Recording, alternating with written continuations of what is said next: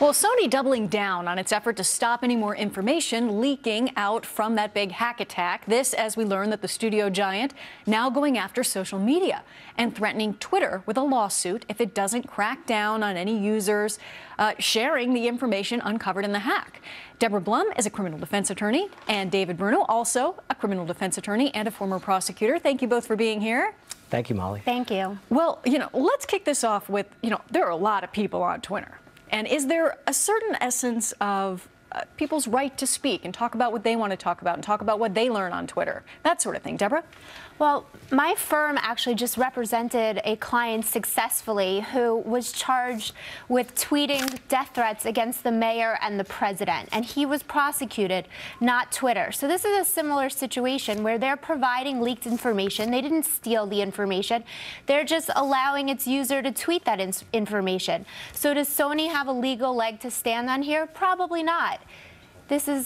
They're allowed to publish this information. Yeah. David, what do you think? Is Twitter somehow responsible? Well, I'll tell you, Sony is trying to say, Twitter, take them all down and suspend the accounts that have what they say privileged or confidential information. But I will tell you, that's going to be a tough road to go for Sony. I'll tell you, there's a Supreme Court case out of 2001. It's Bernicki. And in that case, there was a broadcasting company that took illegally intercepted telephone conversations and broadcasted them over the radio. What the U.S. Supreme Court said is, for that broadcasting company, as long as you didn't take the actual intercepted communications, you certainly have the First Amendment right to publish them. And this should also apply to Twitter users, websites, blogs. It goes on and on. This is a First Amendment protection. Is this the type of issue where, when it goes to a courtroom, they could argue that Twitter is not just social media, but it's kind of a publisher in a way? And would that play some sort of role in this possibly, Deborah? Well, they could argue that Twitter is a publisher, and Twitter could say that it's not. Either way, as said before, there are constitutional safeguards such as freedom of press, free speech on the internet that protects Twitter. If you think about WikiLeaks, for example, we can analogize this to WikiLeaks.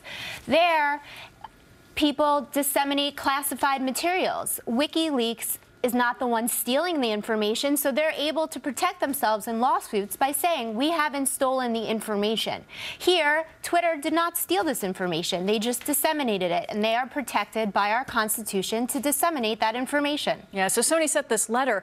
I mean, even if the lawsuit isn't successful and Sony doesn't win a lawsuit, could this have the effect that Twitter might take action, maybe do what they want? Is that possibly what's happening here? I think that's what Sony's trying to do, okay? Because this letter does not mean that they're actually going to file a lawsuit. In fact, this is not uncommon for a lawyer to try to chill or stop particular behavior before it gets to litigation. Sony's going to really have to think about whether or not they're going to be successful on the merits. I will tell you that the letter is interesting in that the letter that was sent to Twitter talks about trade secrets or confidential information.